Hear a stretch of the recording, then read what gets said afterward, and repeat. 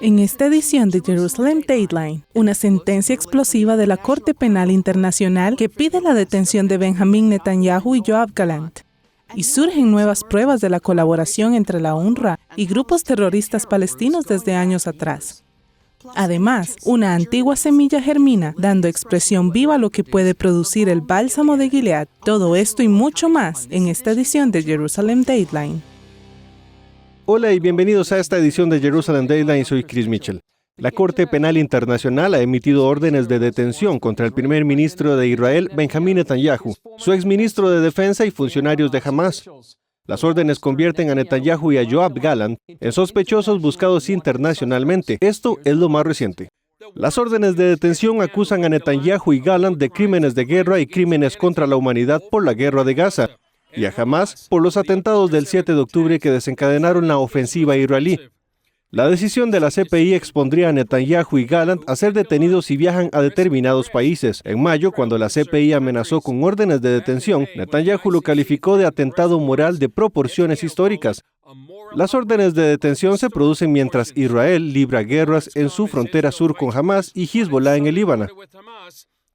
El miércoles, el negociador estadounidense Amos Hochstein concluyó las conversaciones con el presidente del Parlamento libanés. Si avanzáramos, iría a Israel y mantendría allí conversaciones adicionales basadas en las conversaciones mantenidas aquí. Uno de los principales puntos de fricción es la exigencia de Hezbollah de que Israel no puede responder a las violaciones cometidas por el grupo terrorista. No está permitido que Israel viole, mate y entre cuando quiera. El nuevo ministro de Asuntos Exteriores de Israel dice que debe tener ese derecho. Tendremos que mantener la libertad de actuar si producen violaciones. Saar afirma que Israel debe ser capaz de impedir que Hezbollah vuelva a convertirse en una gran amenaza.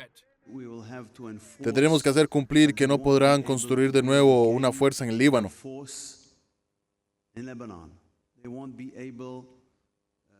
No podrán traer de nuevo municiones, misiles.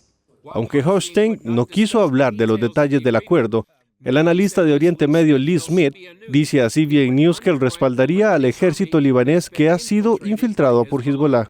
Estamos hablando de $400 millones adicionales para las Fuerzas Armadas libanesas, además de los cientos de millones que ahora hemos decidido darles anualmente. Lo que estamos haciendo es pagar el activo de Hezbollah. Smith dice que el acuerdo favorece a Hezbollah. No solo protege a un representante iraní, al principal representante iraní, Hezbollah, lo que también hace es defraudar a los contribuyentes estadounidenses. Lo llamamos financiación para el Líbano. No es una financiación para el Líbano, es financiación para Hezbollah. El miércoles en la ONU, Estados Unidos vetó la resolución del Consejo de Seguridad que exigía un alto al fuego inmediato, incondicional y permanente en Gaza. A lo largo de las negociaciones dejamos claro que no podíamos apoyar un alto al fuego incondicional que no liberara a los rehenes. Israel señala que jamás puede terminar la guerra fácilmente. Si Hamas liberara a los rehenes y entregara sus armas, no haría falta disparar ni un solo tiro más. En el Senado de Estados Unidos, un esfuerzo de los progresistas por poner fin a la venta de armas ofensivas a Israel sufrió una sólida derrota. Los opositores dijeron que enviaría una señal equivocada. Esta señal será vista por los enemigos de Israel y los enemigos de la paz, como que si siguen así ganarán. El primer ministro Netanyahu defendió rápidamente las acciones de Israel en Gaza. No hay guerra más justa que la que Israel ha estado librando en Gaza después de que Hamas nos atacara sin provocación. El presidente israelí Isaac Herzog escribió que la decisión ha convertido la justicia universal en un hazme-reír universal. La CPI acusa a Netanyahu y Gallant de ser culpables del crimen de guerra de hambruna como método de guerra y de los crímenes de lesa humanidad de asesinato, preocupación y otros actos inhumanos. Se nos acusa de dañar deliberadamente a los civiles mientras hacemos todo lo posible para evitar sufran daños. Se nos acusa de matar de hambre a una población mientras estamos trayendo cientos de miles de toneladas de alimentos para alimentar a la población.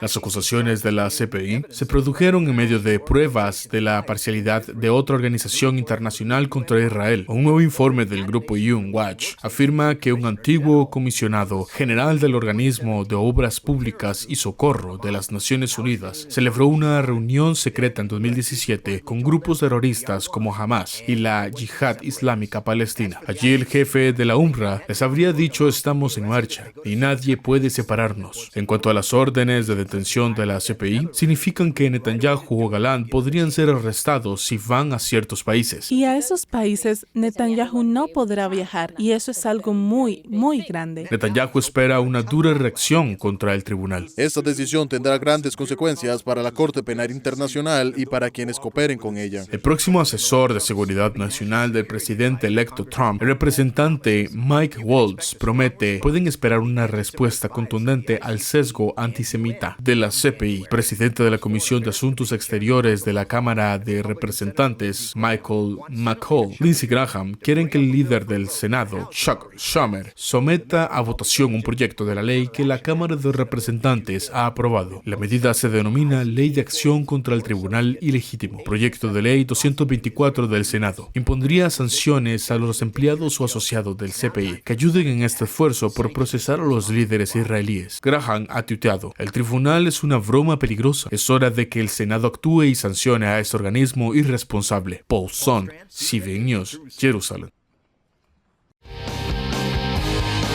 A continuación, el reservista de la CFDI, Doron Keidar, informa desde el frente en el Líbano.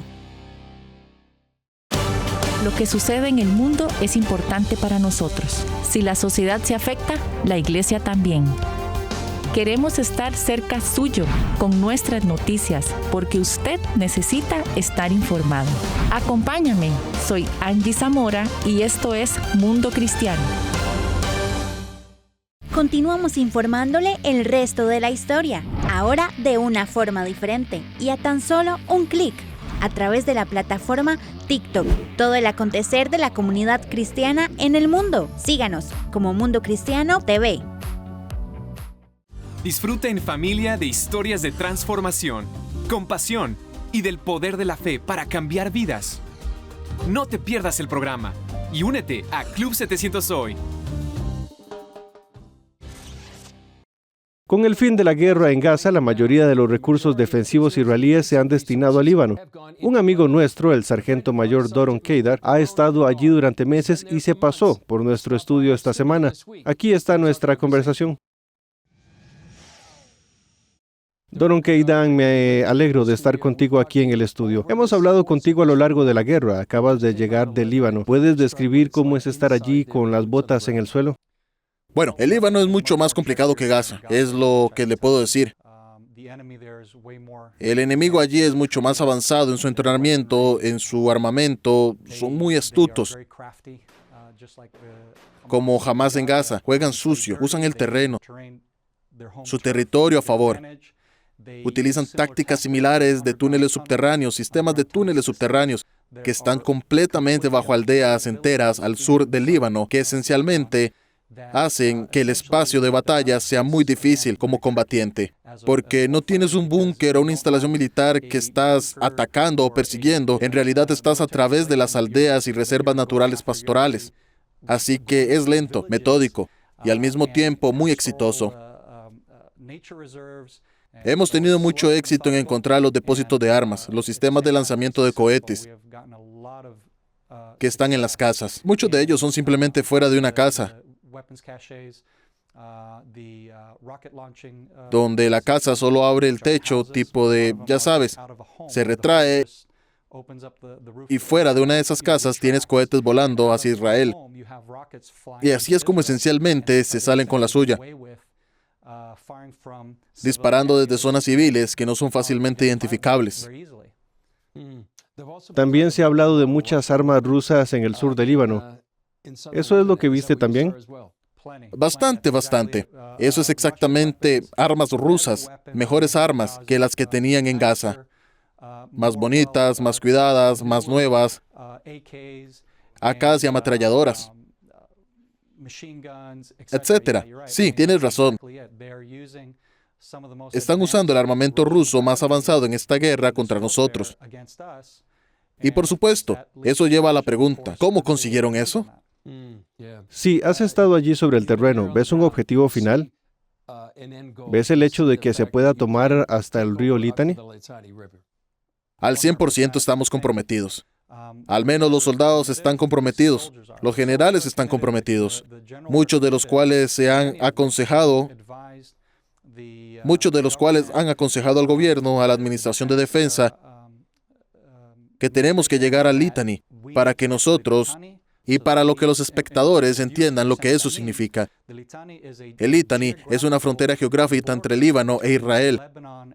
Nos ayuda a tener por el terreno una frontera defendible, mientras que en este momento, que he pasado muchos años desde el 2006 hasta, digamos, 2015, en la frontera libanesa, muchas veces te encuentras en una situación de desventaja en la que el enemigo básicamente puede atacarte, que es lo que llevó a la Segunda Guerra del Líbano, cuando nuestros soldados eran vulnerables y fueron atacados y secuestrados. Así que si llegas al Litani, esa es la frontera más defendible para Israel. Encontraste lo que estamos acostumbrados, al 100%. Es un cambio de juego. A pesar de los esfuerzos de negociación realizados esta semana en el Líbano por el mediador estadounidense Amos Hochstein, la paz y la seguridad de la frontera norte parecen lejanas. El analista de Oriente Medio Lee Smith explica algunos de los factores que lo hacen. Lee Smith, me alegra estar contigo. Cuéntanos qué opinas de las conversaciones en estos momentos sobre el alto al fuego en el Líbano entre Hezbollah e Israel. Gracias, Chris. Me alegro de verte y de estar contigo. Creo que depende, obviamente, del gobierno de Israel tomar decisiones sobre su seguridad. Pero esto no es bueno para Estados Unidos. Cuando hablas del ejército libanés, ¿está corrompido de algún modo por la influencia de Hezbollah? ¿Y son el intermediario honesto en este caso?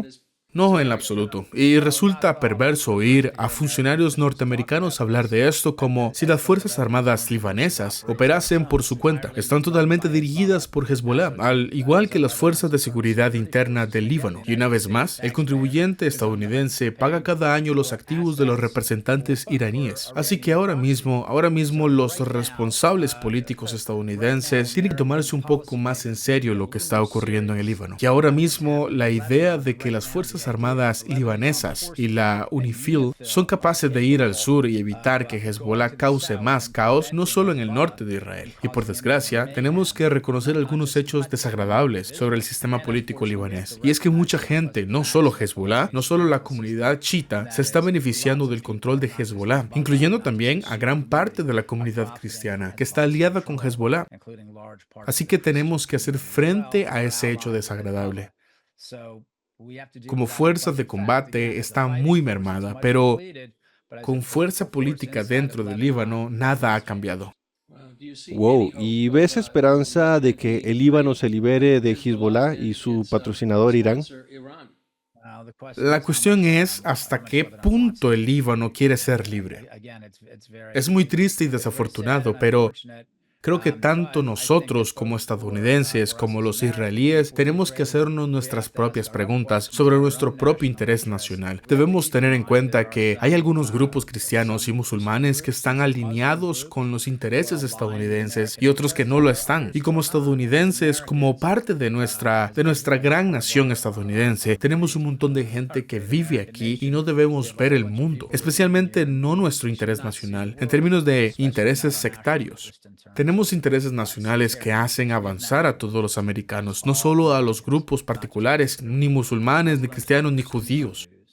Seguro. Bueno, Lee Smith, aprecio tu perspectiva y análisis sobre un tema muy, muy importante ahora mismo aquí en Oriente Medio. Muchas gracias, Chris. Más adelante, pasar página, el posible sustituto del Organismo de Obras Públicas y Socorro de las Naciones Unidas. Lo que sucede en el mundo es importante para nosotros. Si la sociedad se afecta, la iglesia también. Queremos estar cerca suyo con nuestras noticias, porque usted necesita estar informado. Acompáñame, soy Angie Zamora y esto es Mundo Cristiano. Disfruta en familia de historias de transformación, compasión y del poder de la fe para cambiar vidas. No te pierdas el programa y únete a Club 700 hoy. Desde el 7 de octubre, el mundo ha visto a la UNRWA bajo una nueva luz, la de su colaboración directa con grupos terroristas como Hamas y la Yihad Islámica. Esto nos lleva a preguntarnos, si la UNRWA tuviera que ser desmantelada por completo, ¿quién haría el trabajo? El lugar de este refugio antiaéreo ha sido calificado como una masacre dentro de otra masacre. Ese día, el 7 de octubre, terroristas de Hamas asesinaron a 16 israelíes que se escondían en este refugio antiaéreo tras huir del Festival de Música Nova. También secuestraron a varios, entre ellos al estadounidense de origen israelí Heinrich Goldberg Polling. Además de pertenecer a Hamas, el hombre que dirigió esta parte de la masacre tenía otro trabajo. Mohamed Abu Itigui era comandante de Nukba en el batallón El Burey de la brigada del campo central de Hamas. Desde julio de 2022 trabaja para UNRWA. Tienen empleados de la UNRWA que dirigirán la masacre. Un informe de Amikai Chikili, ministro de Asuntos de la Diáspora e Inmigración, documenta a los empleados que participaron en la masacre del 7 de octubre. Dijo a CBN News que la infiltración de Hamas en la agencia ha sido generalizada. Todo el sistema, porque Hamas está en el poder. Así que si quieres ser empleado de la UNRWA, con un sueldo muy bueno, tienes que estar relacionado con Hamas. Así que los empleados de la UNRWA en Gaza eran en su mayoría militantes de Hamas o personal de organizaciones civiles de Hamas, o familiares militantes o miembros de Hamas. Si no estás relacionado con Hamas directa o indirectamente, no puede trabajar en la UNRWA en Gaza. Prueba de esta relación es porque la Knesset aprobó recientemente por la abrumadora mayoría una ley para que Israel se divorcie de la UNRWA. Solo hay que entender de nuevo el espíritu de la ley. No tenemos nada contra la comunidad internacional, contra los extranjeros, contra la idea de la ayuda humanitaria, que es lo que Israel proporciona. Se trata de que la UNRWA participó en la masacre del 7 de octubre. Tras la votación, la UNRWA afirmó que la ley sería desastrosa. En la actualidad, millones de refugiados palestinos temen que los servicios públicos de los que dependen sus vidas desaparezcan pronto. Temen que los niños se vean privados de educación, que las enfermedades queden sin tratamiento y que cese el apoyo social. 17.000 miembros del personal de la UNRWA en los territorios palestinos ocupados. Toda la población de Gaza teme que se corte la única línea de vida que les queda.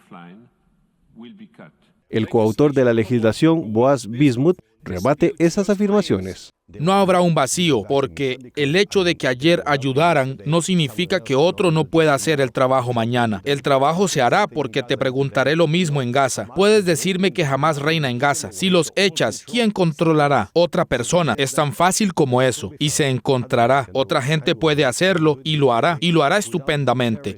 El informe de Chikili cita cómo la UNRWA ha perpetuado a los refugiados palestinos durante generaciones. El hecho de que tengamos una identidad solo para refugiados palestinos que pueden heredar este estatus a sus hijos, nietos, bisnietos, creando más y más refugiados cada año, y luego tenemos el resto del mundo, la entidad de refugiados de la UNHCR, que es para cualquier otro refugiado en África, o Asia, o Haití, no importa. Su informe establece un contraste entre la UNRWA y el Alto Comisionado de las Naciones Unidas para los Refugiados, o UNHCR, que supervisa a 5.9 millones de refugiados. La UNRWA empleaba a 300.000 trabajadores en el 2023. Ese mismo año, la Comisión para las Naciones Unidas empleaba a 18.000 mientras supervisaba a 59 millones de refugiados en todo el mundo. Chikili dice que la diferencia es aún más profunda. ¿Por qué la UNHCR no es una entidad ideológica relacionada con la guerra contra el Estado de Israel? Y UNRWA es parte de una guerra. Es una máquina de guerra. Fue designada para entrenar a la generación joven palestina para la yihad. Esa es la realidad. Y también, cuando vas físicamente y vas y ves las escuelas de la UNRWA, en muchos casos debajo de las escuelas hay túneles. Dentro de las escuelas hay municiones, hay misiles y armas. Por eso muchos en Israel quieren la abolición de la UNRWA y apoyan que el UNHCR ocupe su lugar. Pero en una declaración, la ACNUR dijo a CBN News: como nosotros con otras agencias de la ONU hemos advertido previamente, UNRWA es la única entidad con capacidad de entregar la escala y amplitud de asistencia que 2.2 millones de personas en Gaza y millones de otros palestinos en Cisjordania, Líbano, Siria y Jordania necesitan. Como ha declarado el secretario general de la ONU, no hay alternativa a la UNRWA. Sin embargo, los críticos citan que el legado más duradero e informe de la UNRWA es su sistema educativo. Muchos directores de las escuelas de la UNRWA en Gaza eran también miembros de Hamas. Shikili dice que se necesita un pueblo para criar un terrorista y que la UNRWA ayudó a enseñar una ideología genocida. Esta es la ideología palestina, es la ideología de la UNRWA. Y, por cierto, también es muy importante entender la ideología yihadista para entrenar a los niños en el odio, el antisemitismo, para enseñarles que la guerra contra los judíos y matar a los judíos, eso es lo más importante en la tierra. Y eso también una parte de lo que vivimos el 7 de octubre. Bajo la administración de Biden, en el 2023, Estados Unidos se convirtió en el mayor donante de la UNRWA. En la primera administración de Donald Trump, puso fin a la financiación de la agencia. La mayoría aquí espera que cuando asuma el cargo en enero, actúe rápidamente para hacerlo de nuevo. A continuación, un árbol crece dentro de una antigua semilla. ¿Podría producir lo que se conocía en la Biblia como el bálsamo de Gilead? Cuenta Regresiva, tu nuevo podcast de referencia para mantenerte informado escuchando el resto de la historia. Muchos dicen es la película que Hollywood no quiere que veamos. Un obispo encarcelado a quien le han cercenado sus derechos y ha estado presionadísimo. Con noticias esenciales de la semana, presentadas en segmentos en Cuenta Regresiva, desglosadas en breves minutos de análisis profundo. Del tráfico sexual de niños. Es decir, eso es un tema real que está sucediendo y que está afectando. Nos queda el último minuto. Opina y participa. Tu voz cuenta en nuestro espacio dedicado a la audiencia. Vamos a leerles varios de los comentarios de este último tema que precisamente ustedes están hablando. Nos dice por acá Pedro Camacho, nos dice: en Nicaragua no tenemos libertad de expresión y menos libertad religiosa. Escúchanos donde estés o en nuestro canal de YouTube para una experiencia visual. Jonathan Villarreal y Kevin Valverde te guiarán a través de cada noticia y te llevarán más allá de los titulares en Cuenta Regresiva.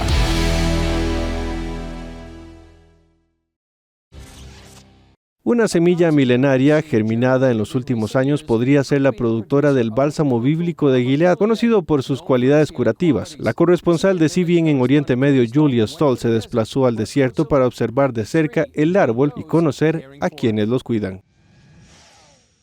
En las profundidades del desierto de Negev, los expertos que cultivan el árbol lo consideran un milagro porque pensaban que había desaparecido de Israel hace mucho tiempo. Cuando plantaron la semilla milenaria hace 14 años, no tenían ni idea de en qué se convertiría. Ahora este árbol de 9 pies podría estar llamándonos desde los tiempos de la Biblia. Esto es un milagro, es una resurrección.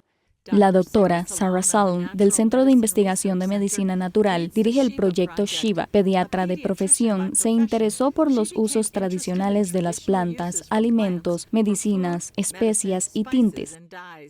Salom y la doctora Elaine Soloway, directora del Centro de Agricultura Sostenible, pusieron en marcha el proyecto de plantas medicinales de Oriente Medio aquí, en el Kibbutz Keturah.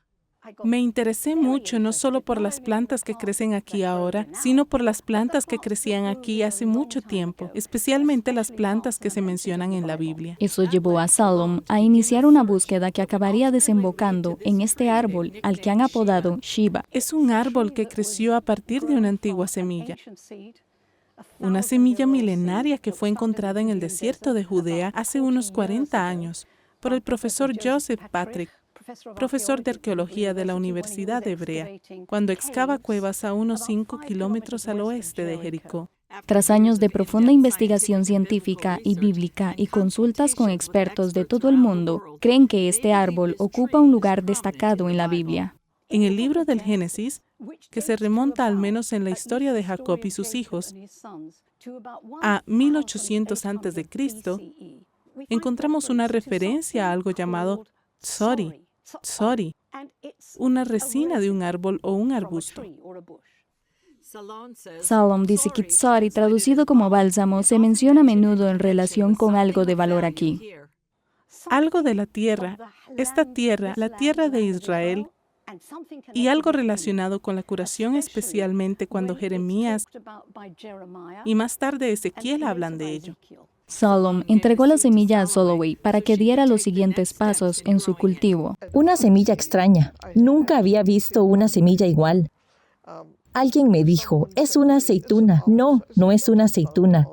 Y otro dijo, es un albaricoque. Así que dije, no, no es un albaricoque. Así que lo planté. Soloway lo regó cuidadosamente y lo trató como hace con otros proyectos antiguos. Para mi asombro apareció este gracioso retoño con un sombrero. Y cuando surgió el pequeño brote verde, tampoco sabíamos qué era.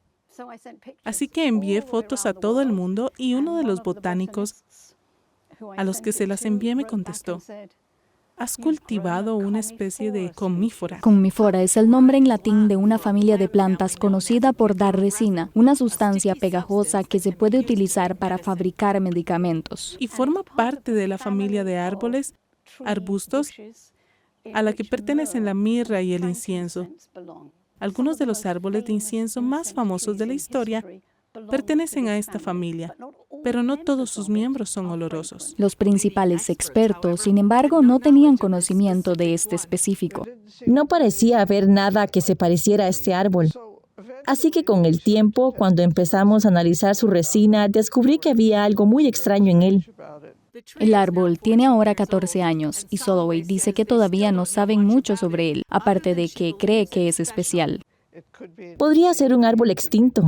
Podría ser el tisori. Vamos a plantarlo. Siento que ha vuelto a nosotros desde hace mucho tiempo. Salom y Soloway llevan casi 20 años trabajando juntas. Empezaron plantando semillas de palmeras datileras de 2000 años de antigüedad. CBN News conoció a Salom en 2011, cuando la primera, Matusalén, era muy joven.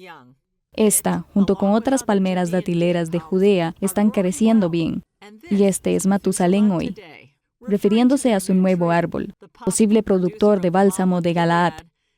Creen que hay un mensaje positivo para hoy. Que hay curación en el mundo. Solo tenemos que encontrarla. Es una época oscura, y en esta época oscura es una especie de resurrección en cierto modo. Es algo que no se ha visto en miles de años. Creo que para mí representa la luz y la esperanza. Julia Stahl, CBN News, Kibbutz Keturah, Israel. Qué gran historia de una antigua semilla que ofrece una ventana moderna a los tiempos bíblicos. Esto ha sido todo por esta edición de Jerusalem Dayline. Gracias por acompañarnos. Recuerde que puede seguirnos en las redes sociales y acceder a los contenidos de CBN a través de todas las plataformas de CBN y las aplicaciones de CBN News. Y no se olvide suscribirse a los boletines electrónicos para recibir información sobre las últimas noticias. Y por favor, sigan orando por Israel y por la paz de Jerusalén, por los soldados de la FDI y por todos aquellos que se encuentran en peligro, para que los rehenes de Gaza vuelvan a casa, y para todos nosotros aquí en la oficina de Jerusalén. Soy Chris Mitchell, nos vemos la próxima vez en Jerusalem Dayline.